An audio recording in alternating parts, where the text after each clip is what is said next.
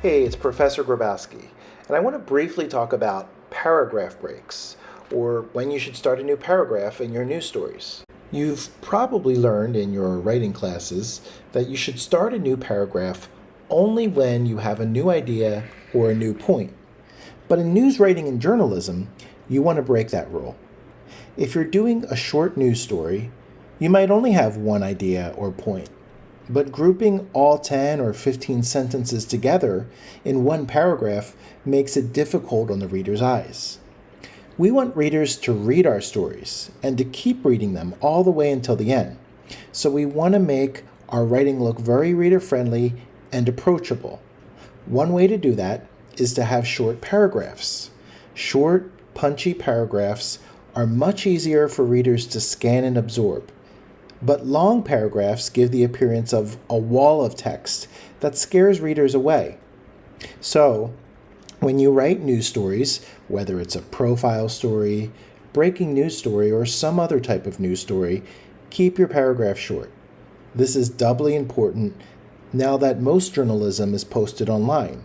Studies have found that readers quickly get turned off by large chunks of text and stop reading your story. So how short should your paragraphs be? Consider starting a new paragraph after every 2 or 3 sentences. At a maximum, never have more than 5 or so sentences in a newspaper paragraph. And put quotations in their own separate paragraph. This may require you starting new paragraphs when there is not a new point or idea. Do it. Your story will be much easier to read. Let me show you what I mean. Take a look at 2 versions of the same story on the screen. Which of these versions would you rather read? This first version on the screen you can see has no paragraph breaks and just looks like a wall of text. That doesn't look fun to read, does it? It's also harder to keep your bearings in the story if you temporarily lose your place. But this next example I'm showing you on the screen has lots of paragraph breaks.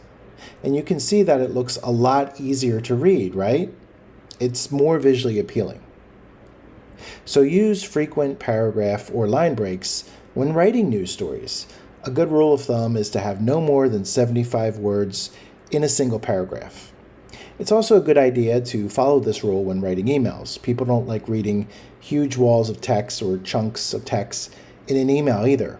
But of course, when writing traditional academic papers, stick to the traditional rule of having those longer paragraphs.